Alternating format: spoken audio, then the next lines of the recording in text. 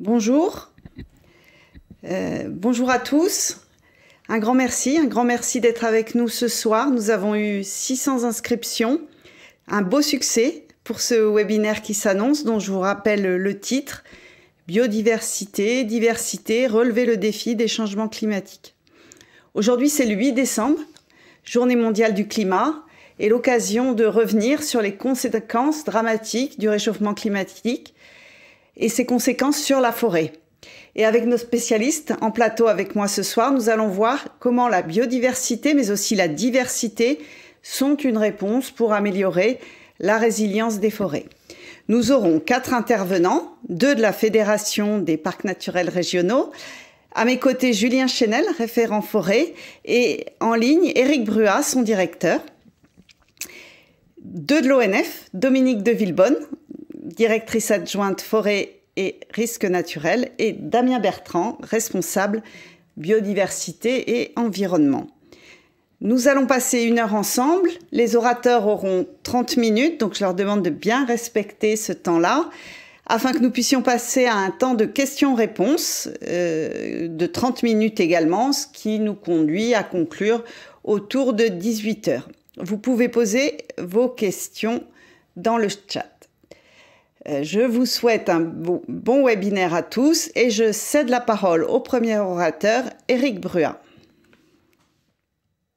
Éric, c'est à vous. Bonjour, merci. Et d'abord, merci et remercier l'ONF pour l'invitation à ce webinaire. Ça nous fait chaud au cœur d'évoquer ce sujet avec vous ce soir. C'est sûr que c'est un sujet qui est un peu le quotidien des parcs naturels régionaux en France. Merci aussi Dominique de Villebonne d'avoir pensé à nous. L'ONF est un partenaire important des parcs. Alors, je ne sais pas si la première diapositive apparaît sur l'écran. Voilà, merci. Donc de vous rappeler un peu ce que nous représentons aujourd'hui à l'échelle nationale. 58 parcs naturels régionaux, c'est un réseau dynamique. Il y a régulièrement des parcs naturels régionaux qui se créent. Ce qu'il faut retenir en matière de forêt, c'est que notre réseau, qui couvre aujourd'hui à peu près 18% du territoire, est surreprésenté en matière d'espaces forestiers, puisqu'on couvre à peu près un peu moins d'un quart de la forêt métropolitaine. On a également 2 parcs en Outre-mer. Donc la forêt, c'est un espace naturel extrêmement présent dans les parcs naturels régionaux et qui occupe du coup une place également très importante dans les projets de territoire. Autre intérêt du réseau des parcs naturels régionaux en France, c'est qu'on couvre, je pense, à peu près toutes les diversités de situations forestières. On a tous les types de forêts qui sont représentés, des forêts de montagne, des forêts de plaine, des forêts méditerranéennes, alluviales, etc. Et un peu tous les types aussi de contextes socio-économiques que nos territoires français présentent. Et donc, c'est pour la France, je pense, de très beaux laboratoires pour expérimenter la gestion durable des massifs forestiers. Alors pour l'ONF, nous sommes un des premiers acteurs en matière de gestion d'espaces naturels, 8400 personnes au service de la gestion durable des forêts publiques. Notre rôle, c'est bien de valoriser la ressource bois, de préserver la biodiversité, de prévenir les risques naturels et d'accueillir tous les publics en forêt. Et pour ce faire, nous gérons 25% de la surface forestière métropolitaine, 4,6 millions d'hectares en forêt en métropole et 6 millions d'hectares outre-mer, donc un patrimoine naturel exceptionnel, dont une partie appartient aux collectivités publiques et donc un travail au quotidien que nous aimons, que nous souhaitons partager avec de nombreux partenaires, et il est vrai que les parcs naturels régionaux font partie justement de ces partenaires privilégiés. Alors la forêt dans les territoires rend de très importants services et c'est probablement l'une de nos plus grandes richesses naturelles puisqu'elle intervient dans le cadre de la régulation du stockage du carbone, enjeu particulièrement important actuellement face aux évolutions climatiques. Elle permet de prévenir, gérer des risques naturels.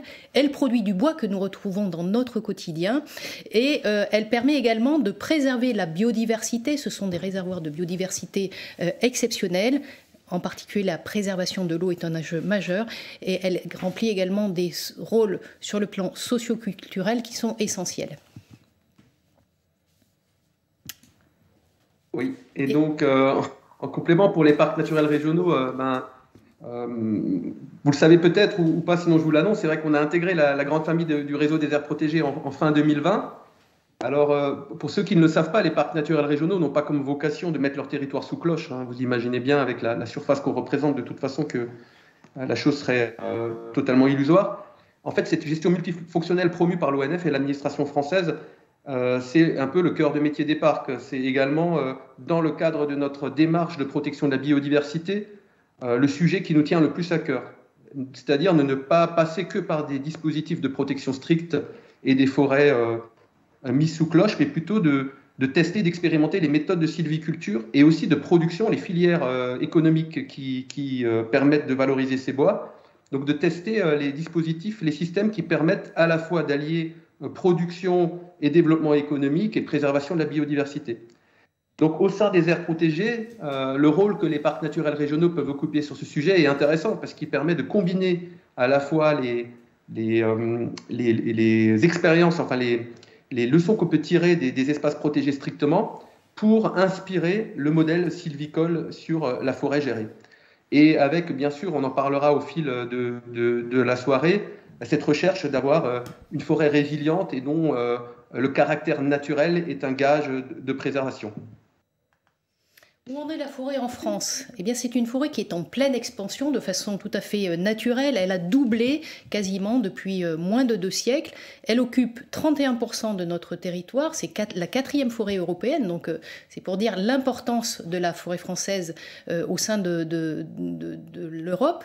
Et donc, elle est riche à la fois de 25 millions d'hectares en métropole, dont 8 en outre-mer. C'est une forêt également qui est très diversifiée, nous le verrons tout à l'heure, et justement cette diversité à laquelle nous sommes très attentifs joue un rôle particulier dans cette recherche de la résilience face aux évolutions climatiques.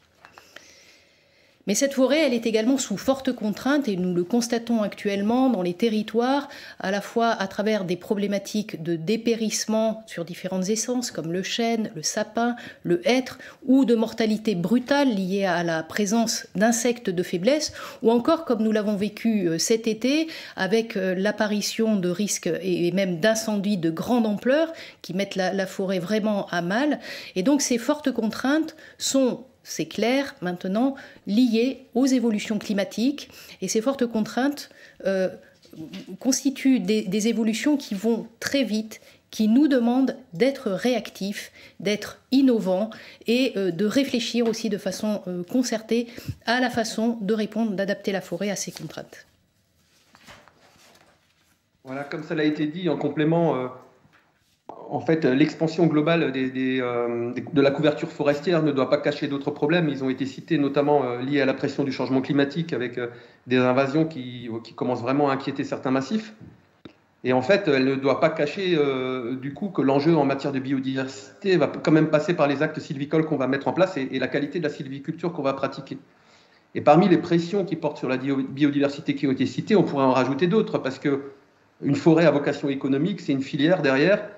Et on voit bien aujourd'hui que le système économique en place ne valorise pas toujours les essences ou le type de bois que parfois l'écologue, pour la protection de la biodiversité, recherche. Je pense par exemple au gros bois. On sait que la forêt, les produits industriels aujourd'hui sont capables de fournir du bois avec des arbres de petit diamètre. Ou en termes d'essence, pour penser par exemple aux feuillus, tous les feuillus n'ont pas forcément une valorisation économique aujourd'hui au plus haut. Donc il y a vraiment des enjeux. C'est pas parce qu'il y a une forêt, on va dire, que sur le plan biodiversité, tous les problèmes sont réglés. C'est vraiment au travers de la sylviculture que les actes favorables à la biodiversité pourront nous permettre de progresser. Alors comment répondre à ces enjeux là qui viennent d'être cités? Comment répondre aux défis du changement climatique? Alors on a déjà abordé un certain nombre d'aspects sur les essences, sur la sylviculture. Alors l'ONF introduit la notion de forêt mosaïque. Donc c'est une forêt où la diversité est promue et amplifiée à tous les niveaux, donc au niveau génétique, mais également au niveau des territoires.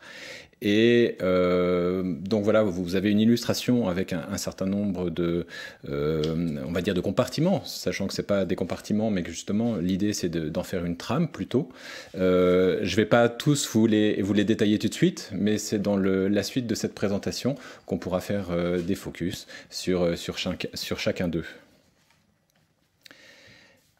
Alors la diversité en forêt, elle est à préserver. Elle est à préserver parce que, comme on l'a déjà dit, Elle permet une résilience des écosystèmes forestiers, ce qui veut dire une résistance au changement climatique et également aux maladies.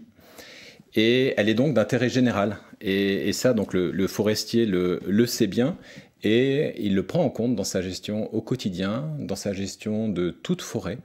Donc c'est vraiment une préoccupation qu'il prend en compte partout. Et ça se traduit notamment par le respect d'exigences environnementales, donc issues de lois et règlements en vigueur, mais également au travers d'actions qui répondent à des engagements plus volontaires, reconnus par des certifications par exemple, et qui traduisent donc la haute qualité environnementale de nos forêts.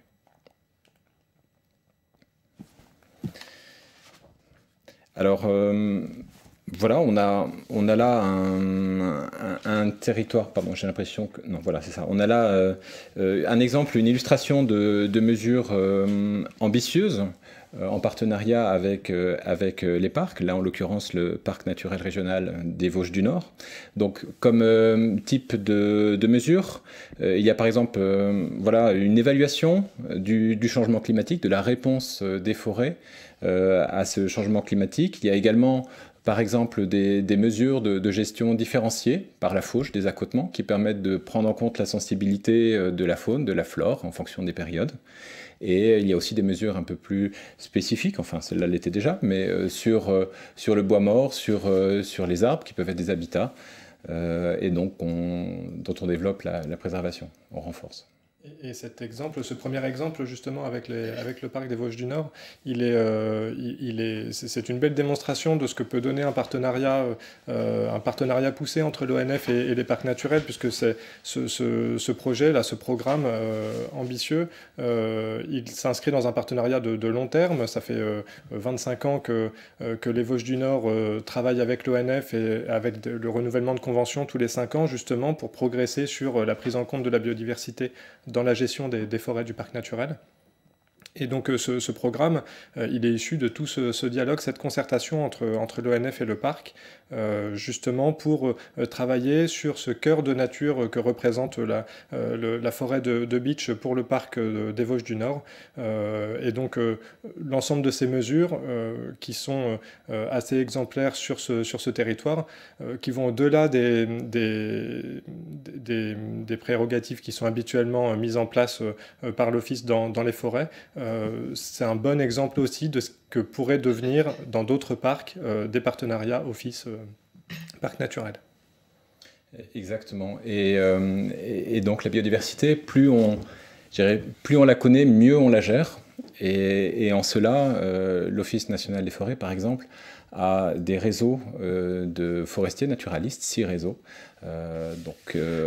Des forestiers experts contribuent à ces réseaux. Ils sont 230 au niveau de l'ONF et participent à un certain nombre de relevés, alors 40 000 données par an à peu près, également à des études, à des travaux, pour donner des exemples, des conseils de gestion, alors à la fois dans des zones, des zones avec des éléments remarquables, des aires protégées, mais également pour la gestion quotidienne, courante de la forêt. Alors, une autre illustration qui se trouve cette fois au niveau de zones humides, donc dans les tourbières d'Aubrac. Peut-être le parc, je vous en prie. Oui, donc sur ce territoire, hein, l'ONF travaille sur la restauration active d'un réseau de tourbières qui représente une réserve biologique morcelée avec différentes tourbières sur l'ensemble du territoire de l'Aubrac. Et donc là, effectivement, on le disait tout à l'heure, hein, l'expertise technique et donc les partenariats techniques entre parcs et ONF peuvent donner lieu, comme ici, à de la restauration de milieux, avec la particularité, et c'est ce qui fait aussi la richesse de nos espaces forestiers, c'est de disposer de milieux ouverts particulièrement riches au niveau écologique. Et donc là, on a un bel exemple du travail qui peut être fait sur ces milieux connexes aux milieux forestiers à proprement parler. Tout à fait. Et quand on parlait de forêt mosaïque, qui est, on va dire, la trame aussi de notre présentation ce soir, eh bien, elle intègre à la fois la forêt, mais aussi ces milieux ouverts qui sont dans ou contigus aux forêts et qui contribuent à la biodiversité, justement, à la biodiversité générale. Ensuite, nous avons l'exemple d'un contrat Natura 2000, d'un site Natura 2000. Donc les sites Natura 2000 sont très importants aussi et sont des forts enjeux dans les forêts publiques, puisqu'il y a 30% des zones Natura 2000 qui sont dans les forêts publiques. Et là, donc, c'est la renaturation d'une rivière en forêt domaniale de la Petite Pierre. Donc à la suite de la canalisation du cours d'eau, voilà, des zones favorables aux poissons, aux lamproies, aux chabots avaient disparu, et la restauration du cours d'eau a permis de restaurer finalement les fonctionnalités, les fonctions hydrologiques et écologiques de ce cours d'eau. Oui, on retrouve ici encore un exemple du partenariat entre les Vosges du Nord et l'ONF sur justement cette contractualisation Natura 2000 qui est un sujet important. Les parcs sont souvent animateurs des sites Natura 2000 sur leur territoire et donc la mise en place de contrats en forêt, c'est aussi des mesures qui permettent d'assurer la préservation et d'améliorer la préservation de la biodiversité dans ces espaces remarquables. Et donc cet exemple, comme ça a été dit, a permis notamment de retrouver une espèce comme la cigogne noire qui n'était plus présente sur le territoire des Vosges du Nord et qui a refait son apparition suite à la restauration de ce cours d'eau et sur d'autres opérations qui ont été menées. Donc on voit l'intérêt de travailler sur la restauration de ces milieux. Alors, comme l'a indiqué Éric Bruat, les PNR, les parcs naturels régionaux, sont bien des aires protégées, reconnues internationalement, avec des mesures adaptées au niveau contractuel. Alors, les PNR, ainsi que les forêts publiques, au travers du régime forestier, et les réserves biologiques, qui sont des réserves spécifiques aux forêts publiques, et où une orientation est donnée en termes de gestion, spécifiquement vers la gestion écologique et la gestion de la biodiversité. Donc ces trois outils sont complémentaires. Je viens de citer le régime forestier et je ne manque pas de mettre le doigt sur les photos que vous avez sur cette diapositive. Vous voyez donc une comparaison entre le détour de la forêt au temps de Cassini et la superposition du périmètre actuel et donc vous voyez que cette forêt, en l'occurrence dans cet exemple, illustre bien le maintien de ce couvert et cette forêt. Et donc voilà, alors les réserves biologiques, c'est un réseau important. Il y en a 250 en France, métropole, outre-mer. Et la moitié des réserves biologiques se trouvent en parcs naturels régionaux. Donc ce qui illustre encore une fois le partenariat dans la gestion. Oui, pour compléter, parce que c'est vrai que ces dispositifs de protection de la nature sont multiples aujourd'hui en France. Parfois, c'est d'ailleurs un reproche qui leur est fait.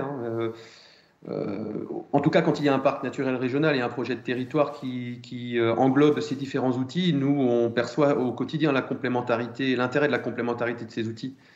Et on milite d'ailleurs pour ça, pour que les différentes mesures de protection, qu'elles soient fortes ou contractuelles, dialoguent entre elles et entrent en résonance avec le projet de territoire. Pour vous donner un exemple très clair, il nous paraît évident et important que les réserves biologiques intégrales servent aussi à nourrir les réflexions sur les espaces protégés, parce que ce sont des zones sur lesquelles on peut effectuer des suivis et observer comment la nature évolue sans intervention. Mais au-delà de ça, il y a des enjeux, par exemple, de fréquentation touristique. Quand on a des réserves naturelles nationales, régionales, des RBI sur un territoire comme un parc naturel régional, il y a quand même un gros intérêt derrière à avoir un projet territoire qui permette de cadrer les activités touristiques, de les accompagner et au final de proposer aux personnes qui fréquentent ces massifs des solutions pour les fréquenter tout en diminuant l'impact. Autre intérêt important des parcs naturels régionaux pour favoriser cette complémentarité des outils, les parcs naturels régionaux sont des collectivités territoriales. Ceux qui pilotent les parcs sont des communes, intercommunalités, régions et départements. Donc on contribue vraiment à l'ancrage et à l'acceptabilité des mesures de protection quand elles ont lieu sur les territoires. Donc ces trois dimensions, je dirais, complémentarité, intégration et ancrage territorial sont au cœur de nos missions. Et en ça, la complémentarité des outils est vraiment extrêmement importante, il faut la préserver. Comme d'ailleurs des gestionnaires, hein, puisque vous le savez que sur nos territoires, différents gestionnaires interviennent, et cette multiplicité de gestionnaires fait également la richesse en termes de projets de territoire. Très bien. Donc, dans notre promenade au travers des différentes aires et des espaces remarquables, voilà, on a vu les aires protégées, on a vu les zones humides. Là maintenant, on va présenter quelques diapositives sur les modes de traitement, le traitement sylvicole. Et donc, déjà, le premier constat est qu'il y a une diversité importante de traitements en forêt publique. Donc vous voyez d'après le diagramme la proportion des différents modes de sylviculture. Donc il n'y en a pas un meilleur que l'autre dans le sens où ces traitements sont adaptés au contexte et encore une fois sont diversifiés. Et c'est cette diversité également qui est recherchée encore une fois au travers de la forêt mosaïque. Donc pourquoi un traitement? Plusieurs objectifs pour cela. À la fois, ça permet de conduire un peuplement en donnant un maximum de ressources arbre à l'arbre. Ça permet également, encore une fois, de promouvoir la biodiversité et également de viser, on va dire, un âge objectif et éviter le vieillissement simultané d'un ensemble de peuplements. On aborde ici un sujet qui est essentiel, hein, de celui de la sylviculture. On a vu juste avant des exemples d'actions réalisées sur des territoires avec des enjeux forts au niveau de la biodiversité. Avec la sylviculture, là, on traite de la biodiversité dans l'ensemble des forêts. Et c'est un facteur de résilience aussi et de maintien de la biodiversité qui est vraiment important, qu'il faut poursuivre, dont la diversification des traitements doit être poursuivie pour justement continuer à équilibrer les différents modes de sylviculture, pouvoir progresser sur la résilience des peuplements, sur la sylviculture à couvert continu, pour justement aussi prévenir les forêts des changements à venir. D'accord. Donc là, plus rapidement, on souhaite illustrer au travers, encore une fois, d'un projet territorial des actions sylvicoles. Donc là, vous avez sur cette cartographie l'illustration de 6 projets, dont 3 notamment en partenariat entre l'Office national des forêts et les parcs. Donc ce qui est important de noter, c'est que les itinéraires sylvicoles qui sont choisis sont des itinéraires co-construits. Et comme vous le voyez sur la diapositive, ils répondent à des indicateurs de gestion durable, intégrant également le changement climatique. Donc, oui, un très bel exemple de partenariat pour encore une fois améliorer la prise en compte de la biodiversité dans la gestion forestière. Donc un exemple qui s'est beaucoup développé en région Auvergne-Rhône-Alpes et qu'on souhaite pouvoir encore développer au sein du réseau des parcs pour progresser sur ces questions. Alors, une nouvelle illustration en région également Auvergne-Rhône-Alpes, c'est le réseau FREN. Donc c'est un réseau qui se base sur le principe d'une gestion en libre évolution. On dit gestion aussi, puisque voilà, parmi les modes de sylviculture, la libre évolution est bien un choix de gestion complémentaire à l'ensemble des modes et des traitements. Donc ce réseau FREN, si on le présente un petit peu plus en détail, il comporte à la fois des forêts publiques et des forêts privées, et donc des zones qui sont laissées donc en gestion de libre évolution. Et donc le parc des Monts d'Ardèche qui a pu participer en 2013-2014 sur ces questions de libre évolution avec la mise en réserve justement de 2000 hectares de forêt sur son territoire avec l'ONF et donc 1100 hectares en réserve biologique intégrale, donc un programme ambitieux qui a vu justement la libre évolution faire son entrée de manière importante sur le territoire.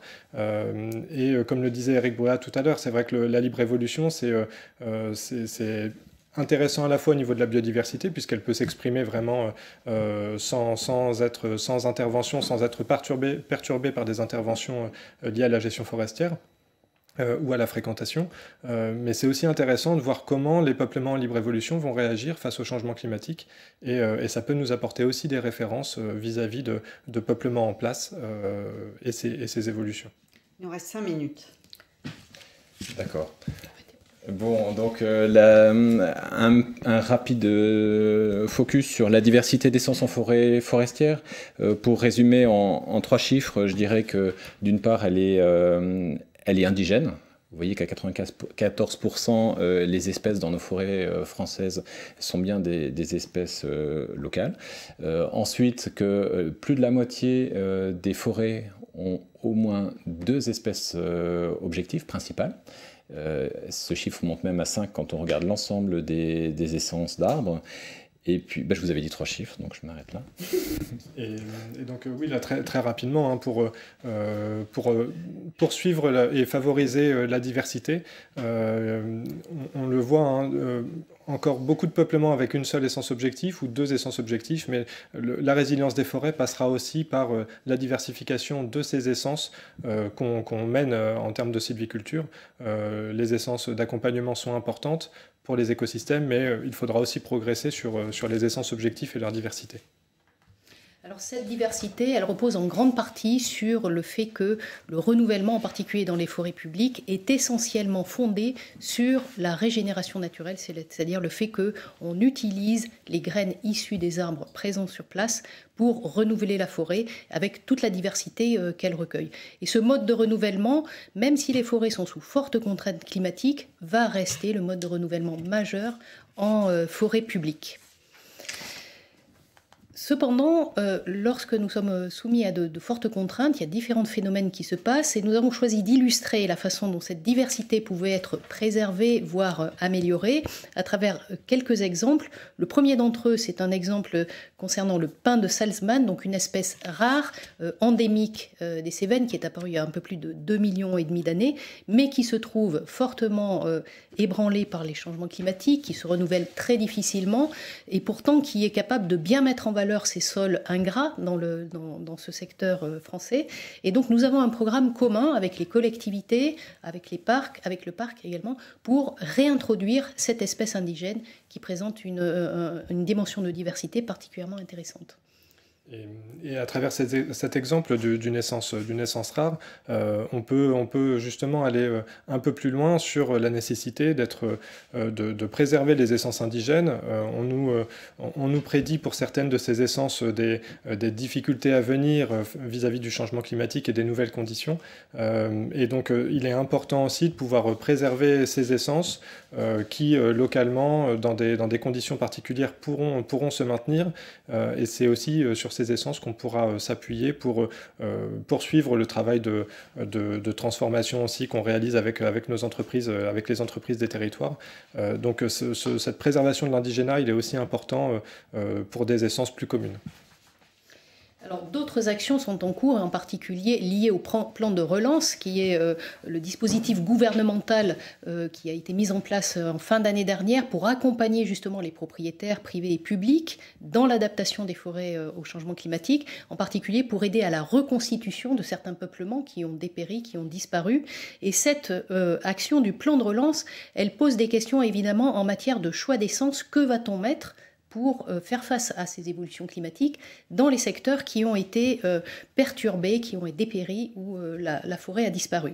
Un des premiers préalables très importants auxquels nous sommes, je crois, collégialement attachés, c'est que pour pouvoir reconstituer ces forêts, il faut vraiment rétablir un équilibre satisfaisant entre la faune sauvage et le milieu naturel.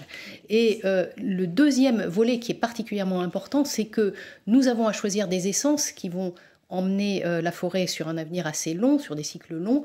Et ce choix, et je pense que c'est un volet sur lequel il faut que l'on travaille conjointement, ce choix doit faire l'objet de discussions concertées pour, comme l'ont illustré ici, les travaux du parc naturel de Chartreuse ou du parc de Vercors, où ce travail a pu être fait en concertation. Je vous propose qu'on avance un petit peu.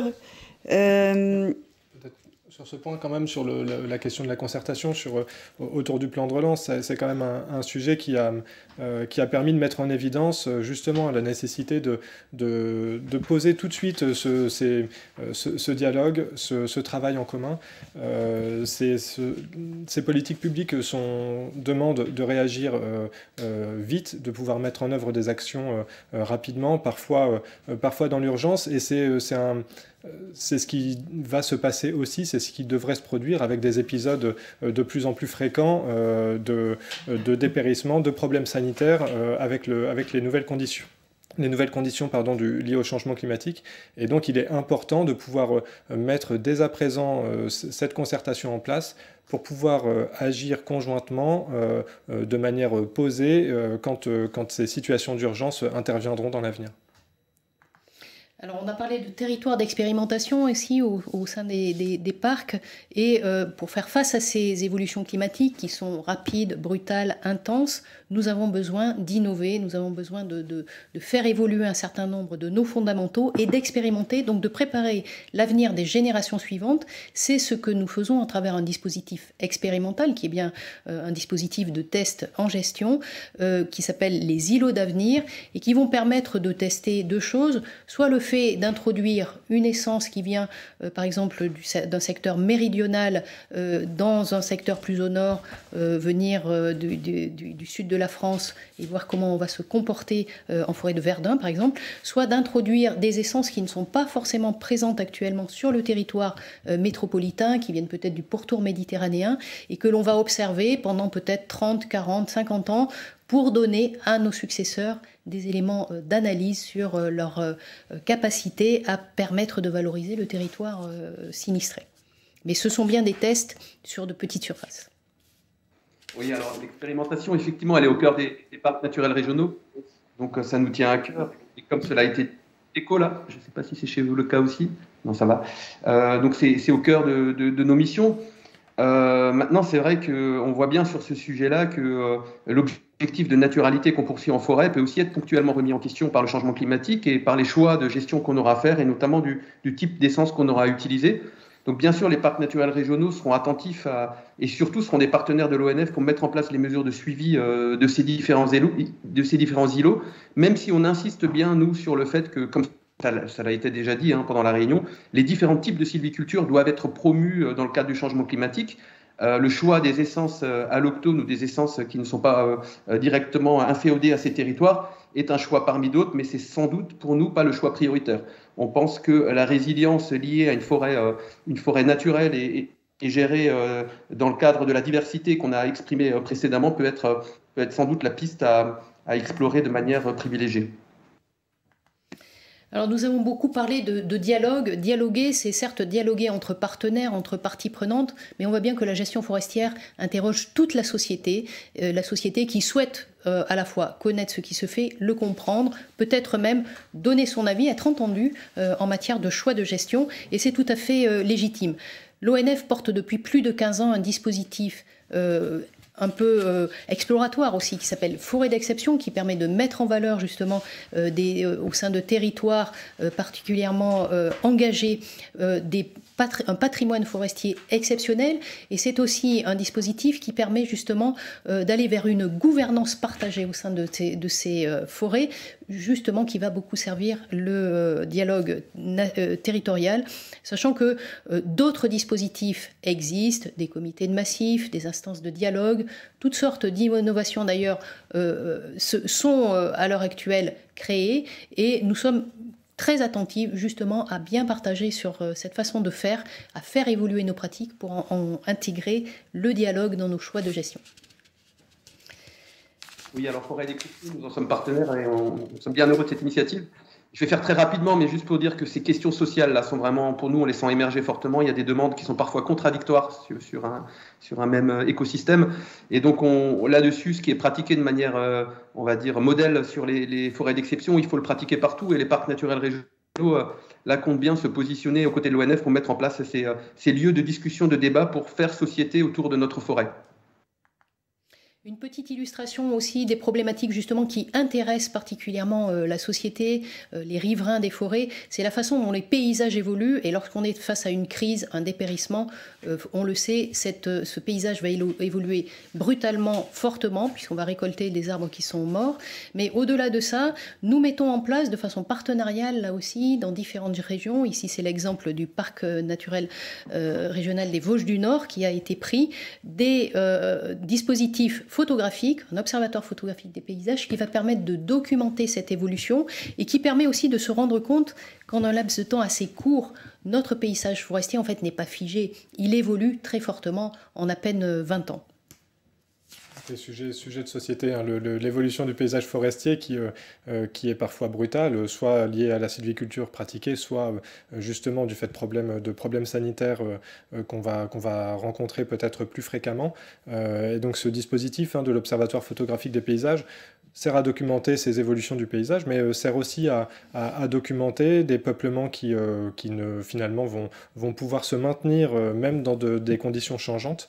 Et c'est un dispositif dans le Grand Est qui va s'accompagner de placettes de terrain, de mesures terrain, pour pouvoir avoir cette documentation photographique à des pas de temps plus longs et en même temps un suivi annuel des peuplements et de leur santé. On poursuit avec des exemples. On a parlé de concertation, de mieux prendre en compte la manière dont la société, les habitants, les citoyens perçoivent la gestion forestière, répondre à leurs attentes. Et le pendant aussi de cette écoute, c'est aussi d'apporter de l'information à nos citoyens, aux habitants de nos territoires, de leur apporter justement les clés pour comprendre la gestion forestière et la manière dont on travaille en forêt. Donc là, on a deux outils qu'on développe sur de nombreux territoires de parcs naturels. Ici en Chartreuse, l'exemple d'un martelloscope avec une application dédiée qui a été réalisée par l'ONF en partenariat avec le parc. Un dispositif avec une application numérique qui permet aux participants de se mettre dans la peau du gestionnaire forestier à travers l'action importante qui est le marquage des arbres qui vont être exploités au profit des arbres justement qui resteront en place pour poursuivre leur croissance et produire du bois. Donc ça c'est le premier exercice justement de mise en situation qu'on peut proposer dans nos territoires avec l'Office sur la gestion forestière.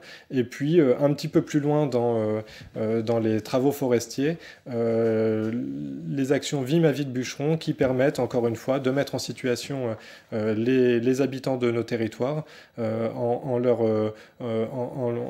favorisant le dialogue avec les différents métiers qui interviennent de l'exploitation jusqu'à la transformation, mais ici donc sur la récolte du bois, ce que devient ce bois et comment il participe aussi à l'économie de nos territoires. Et donc pour finir, un sujet qui a peu été abordé dans cette conférence, mais c'était aussi l'idée de mettre l'accent sur l'adaptation de nos forêts au changement climatique. Il va effectivement falloir travailler sur ce sujet, mais il ne faut pas oublier non plus que la forêt, ça représente un puits de carbone important et donc un rôle des forêts dans l'atténuation des effets du changement climatique. Et donc cette atténuation, elle passe à la fois par la sylviculture qu'on va mettre en place dans nos territoires, une sylviculture qui peut permettre de maximiser le stock de carbone en forêt. On a besoin de stocker du carbone maintenant pour limiter nos émissions. Et donc ça c'est un premier gros sujet. Et l'autre sujet, c'est de poursuivre le stockage du carbone qui se fait au moment de la croissance des peuplements, de continuer ce stockage dans les produits bois avec une sylviculture de qualité qu'on peut mettre en œuvre localement. Et donc l'exemple réalisé sur le parc des Boucles de la Seine-Normande, c'est justement ces usages locaux, retrouver, relocaliser la transformation des bois et pouvoir travailler en circuit court pour la mise en œuvre de bois dans la construction. Merci Julien. Vous aurez compris que le bois, matériau essentiel pour la transition écologique. Beaucoup de questions sur le fil.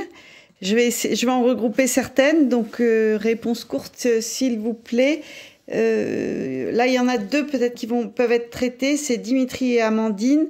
Le dépérissement du chêne concerne-t-il aussi le chêne sessile, Première question. Et Amandine, la monospécificité des peuplements serait-elle un problème actuellement? Je ne sais pas qui veut répondre. Tu prends, Dominique?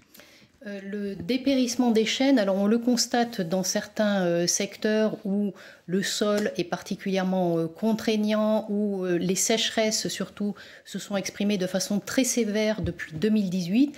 Il touche bien effectivement le chêne sicile, comme le chêne pédonculé, qui est un chêne plus exigeant en eau et qui a déjà subi des phénomènes de dépérissement antérieurement de façon plus courante. Donc on déploie à l'heure actuelle une grande vigilance vis-à-vis des chênaies qui sont sous surveillance, en particulier avec l'aide du département de la santé des forêts, qui est notre partenaire pour bien comprendre les phénomènes biologiques qui se passent dans ces écosystèmes. Et en termes de monospécificité, il est clair, je pense que c'est un peu le message que nous avons souhaité passer tous ensemble, que nous recherchons évidemment la diversité maximale. Et cette diversité, il faut bien prendre conscience qu'elle n'est pas uniquement le résultat d'un acte de gestion, elle dépend également des conditions de sol, de climat dans lesquelles les espèces vont se trouver. Et tous les sols ne vont pas permettre d'exprimer la même diversité partout. Merci. Une question sur la chasse. Il y en a plus d'une d'ailleurs. Je lis.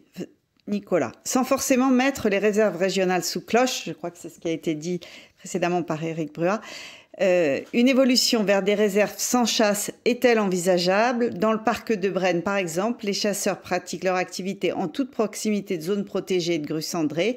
C'est une menace pour la tranquillité des espèces et donc à la biodiversité. Comment mener à bien vos missions de protection de l'environnement dans ces conditions? Je relis ça à une autre question, qui est plutôt un constat. Et la contrainte des équilibres forêt-ongulé, énorme impact sur la biodiversité. Éric Bruat? Difficile de répondre à cette question parce qu'on ne peut pas y répondre avec une réponse unique pour l'ensemble du territoire. Il y a actuellement un débat sur la chasse qui traverse la société. Là, je vais pas passer un trop long moment à le commenter. Mais ensuite, la question de la présence ou non de la chasse sur un espace protégé ou à proximité, c'est une question qui doit être tranchée localement, à mon avis. Il y a des territoires, alors quand j'ai dit territoire cloche, attention, il y a des réserves naturelles qui sont gérées. Il y a des réserves naturelles qui couvrent des très grands espaces forestiers, parfois plusieurs milliers d'hectares, et pour lesquels aujourd'hui exclure la chasse serait même d'un point de vue purement protection de la biodiversité contre-productif. Comme il peut y avoir d'autres espaces, et ça a plutôt été le cas de l'exemple qui a été cité, sur lesquels effectivement la pratique de la chasse peut être mise en question, alors ponctuellement dans certaines périodes ou de manière permanente. Mais encore une fois, je pense que ça c'est vraiment des sujets qu'il faut définir au cas par cas localement en fonction des objectifs du plan de gestion. Il est clair, en tout cas, et ça a été dit par Dominique, la chasse, c'est en tout cas l'équilibre sylvo-cynégétique, c'est une des conditions sine qua non de la réussite d'une sylviculture résiliente. Donc c'est un sujet important. Merci. Sujet suivant, sachant que Dominique a commencé à l'évoquer. Comment mesurez-vous les impacts du changement climatique sur nos forêts? Existe-t-il des études spécifiques? Quels sont leurs résultats sur la forêt française? On sait qu'il y a tout un réseau de partenaires. Qui est-ce qui répond? Je veux bien commencer à répondre. Ça, c'est une préoccupation, je dirais, qui est partagée par l'ensemble des partenaires qui s'intéressent à la forêt. Nous avons la chance en France d'avoir des opérateurs spécialisés sur ces questions-là. Je passe entre autres à l'Institut géographique national qui mène un inventaire complet de la ressource forestière française en permanence et donc qui nous permet de voir son évolution dans le temps. J'ai cité également le département de la santé des forêts qui travaille avec tous les gestionnaires de forêts publiques et privées et qui a pour mission justement de suivre l'évolution des forêts et qui nous aide, tous gestionnaires justement, à anticiper, mieux comprendre, adapter nos gestions à ces problématiques de dépérissement. Et donc des travaux sont en cours également avec des organismes de recherche pour utiliser de nouvelles technologies, je pense aux technologies LIDAR entre autres, technologies numériques, pour suivre de façon plus précise et plus rapide aussi l'évolution de nos forêts. Merci. Une question plutôt pour la Fédération des PNR. Les PNR veillent-ils davantage à la maîtrise des projets touristiques afin de limiter la surfréquentation pour préserver la biodiversité? Bon, Julien, tu me complètes si tu le souhaites, mais alors là, c'est encore une fois un gros sujet d'actualité. qui a notamment été mis en relief la suite aux différents confinements et au déconfinement. On a aujourd'hui des grosses inquiétudes sur les territoires de parcs exprimées par nos élus. Alors là, c'est effectivement une réponse un peu identique. Cette question de la surfréquentation, c'est très localement et en fonction des différentes situations qu'il faudra la régler.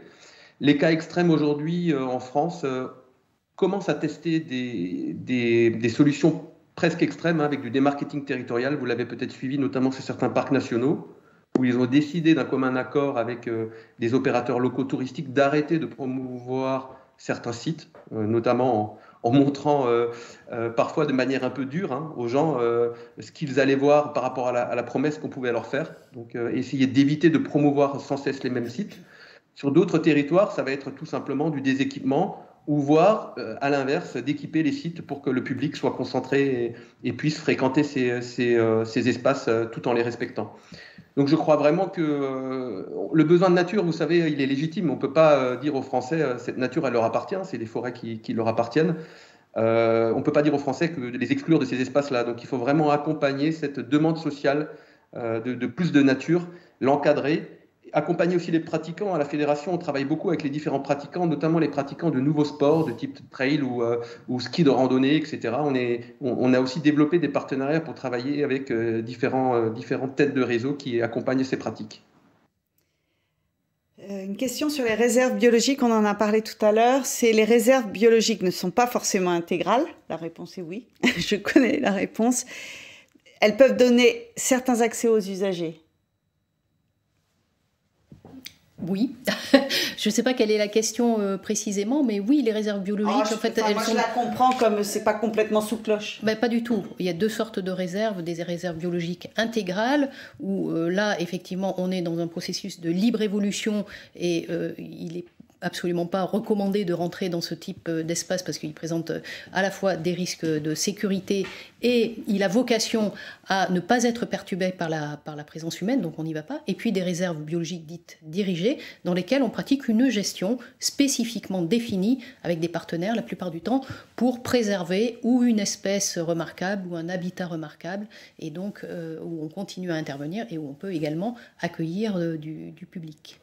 On pourrait peut-être compléter en disant que finalement pour redresser tout le spectre, qu'il y a également des réserves qui sont mixtes et qui combinent les deux, ce qui veut bien dire que voilà, c'est pas une idéologie et que en accompagnement des réserves, il y a bien des plans de gestion en tout cas pour les réserves, donc dans lesquels il y a une gestion qui s'adapte parfaitement au contexte.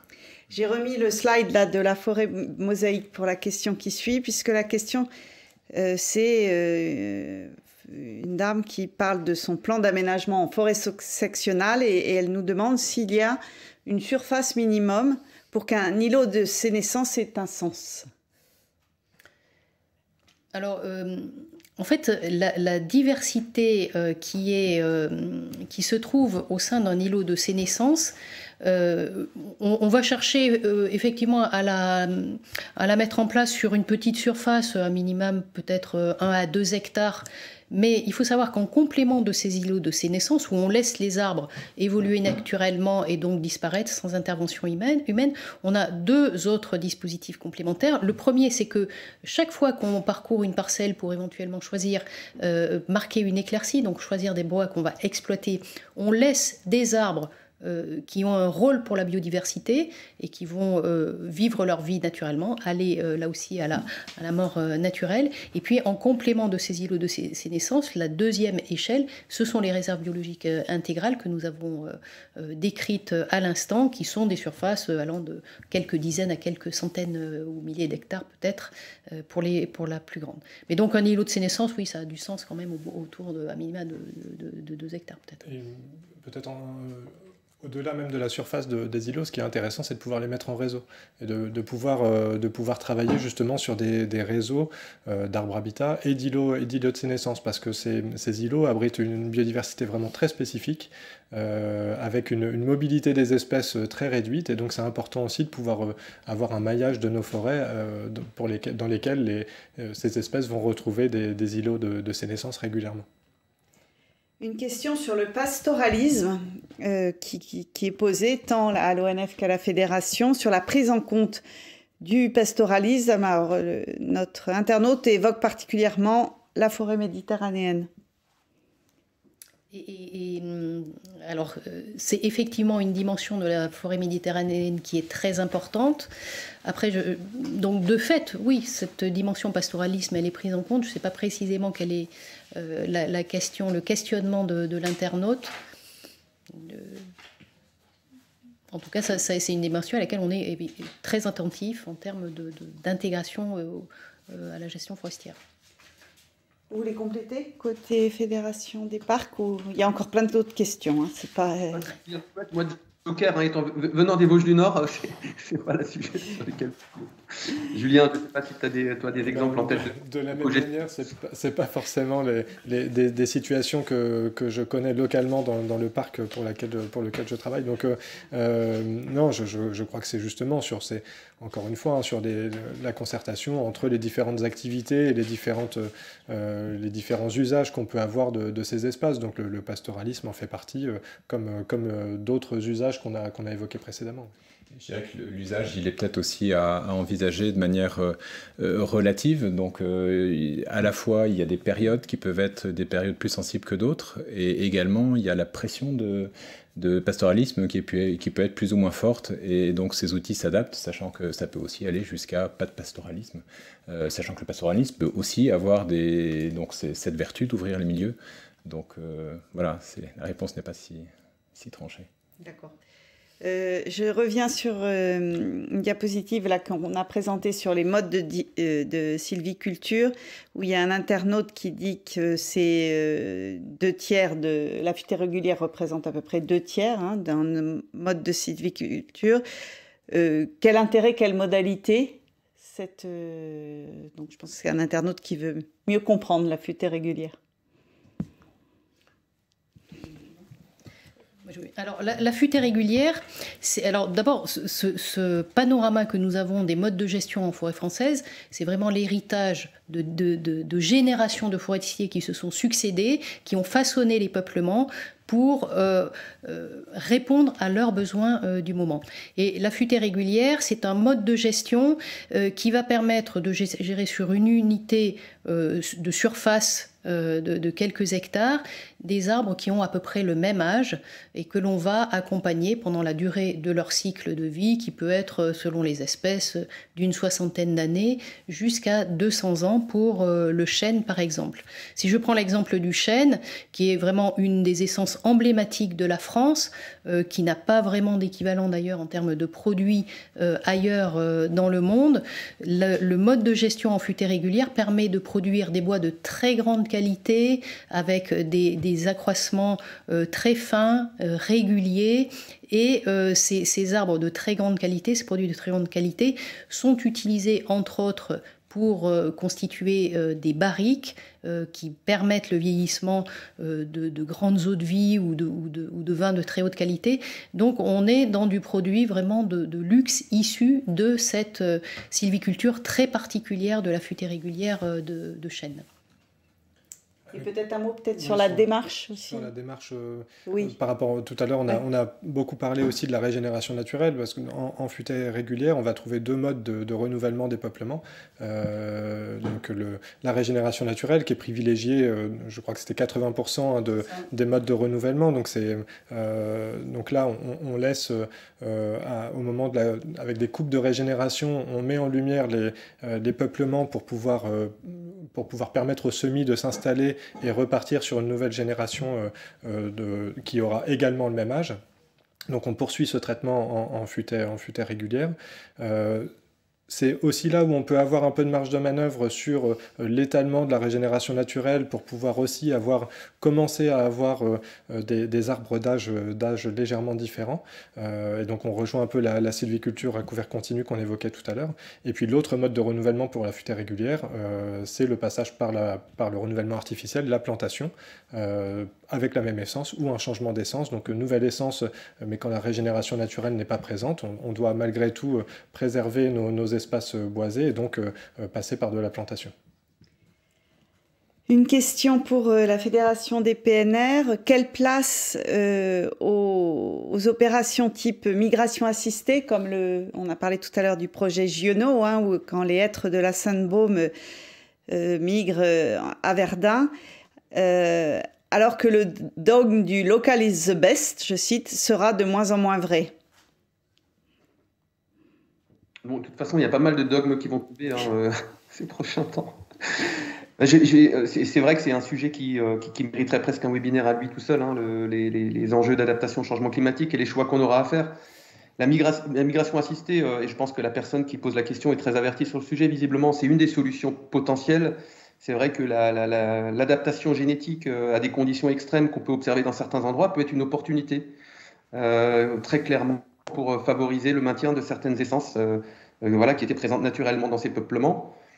C'est une solution parmi d'autres, comme d'ailleurs la sylviculture en est une. Hein. Julien a parlé des enjeux sylvicoles liés par exemple aux différents types de traitements. Vous savez, la manière dont on gère la forêt, la périodicité avec laquelle on intervient et le type de coupe qu'on y pratique sont également des sujets très importants en période de changement climatique. La manière dont on ouvre une forêt et dont on l'expose potentiellement aux intempéries ou aux grands pics de chaleur est également un gros sujet.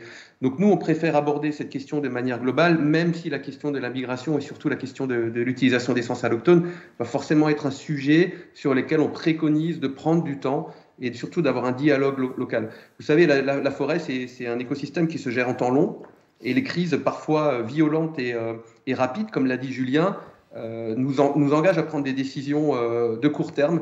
Moi, je pense qu'en permanence, il faut se mettre autour de la table et poser les différents choix. Et en ça, la stratégie de l'ONF de baser ces mesures de gestion favorisant la transition en vue de l'adaptation du changement climatique, qui sont basées sur l'observation avant tout, me semble extrêmement importante.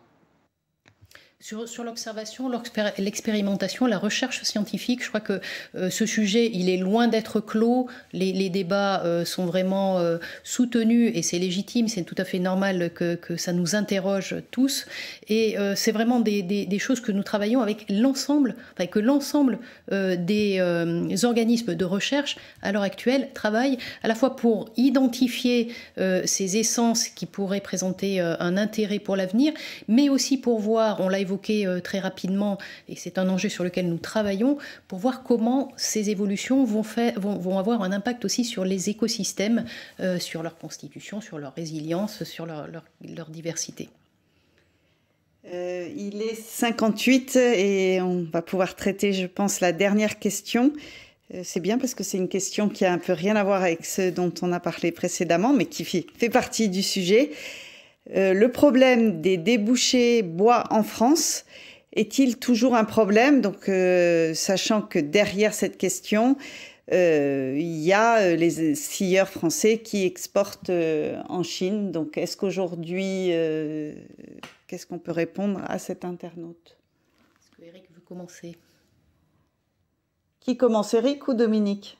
Je veux bien parce que je suis moins légitime pour répondre, donc je préfère que l'ONF termine, mais en tout cas, je suis heureux que cette question soit posée, parce que nous, on est vraiment conscients que le modèle économique que la France arrive à promouvoir et à développer a son importance, et c'est même peut-être le facteur numéro 1 de préservation de nos écosystèmes forestiers. Vous savez, dans les Vosges du Nord, quand j'étais directeur, on a rédigé la charte, et c'était une petite révolution, mais une des orientations qu'on avait définies, ça s'appelait « Passer par l'économie pour évoluer vers une forêt plus naturelle ». Comme je vous l'ai dit, les territoires de parc ne sont pas des territoires mis sous cloche. Donc on a bien conscience que le modèle économique et les différentes filières existantes ou à promouvoir vont aussi conditionner l'écosystème forestier et du coup avoir un impact sur la biodiversité qu'on y trouve. On sait que la balance commerciale française en matière de bois est déficitaire, donc c'est un grand enjeu et on espère bien que la France se mobilise pour donner plus de valeur ajoutée à ces magnifiques forêts et aux bois qu'elles produisent. Oui, je ne rajouterai pas grand-chose. C'est que sans économie, sans utilisation du bois, sans valorisation du bois, la gestion forestière n'a plus de sens et on ne peut pas imaginer une solution unique qui consisterait à dire on met toute la forêt française sous cloche. Et la déforestation importée, dans ce cas, qu'en fait-on? Nous utilisons du bois au quotidien, en permanence, dans de très nombreux usages. Et il est très important que nous arrivions à l'amplifier en matière de construction en particulier pour faire face aux évolutions climatiques. Donc cet enjeu économique, cette faculté de notre filière à utiliser, valoriser le bois, il est essentiel. L'ONF y contribue avec un dispositif spécifique qui permet de s'engager avec les transformateurs à une utilisation sur le territoire européen, une première transformation sur le territoire européen du chêne. Et donc c'est un dispositif qui a pour vocation aussi d'encourager la filière dans ce sens de la valorisation locale de nos produits, qui sont pour beaucoup aussi des produits d'exception. Eh bien voilà, nous avons, je pense, fait le tour de la question. Il est 18h01. Je remercie nos orateurs pour leurs prestations. Je remercie tous les internautes qui étaient en ligne également. Sachez, pour ceux qui n'ont pas pu être à l'heure, que le lien va être actif 3 semaines et puis après sera disponible sur le site de l'Office national des forêts et le site de la Fédération des PNR. Et j'invite également les internautes à se rendre régulièrement tant sur onf.fr que le site des PNR et puis les sites sans doute des 58 parcs régionaux pour se tenir au courant des actualités sur ce sujet, mais bien d'autres, parce que derrière, il y a les nouvelles technologies, il y a l'innovation, il y a le tourisme, on a abordé l'économie. Voilà, un grand merci à tous, bonne soirée et puis à très bientôt pour un nouveau webinaire. Merci. Merci. Merci à vous.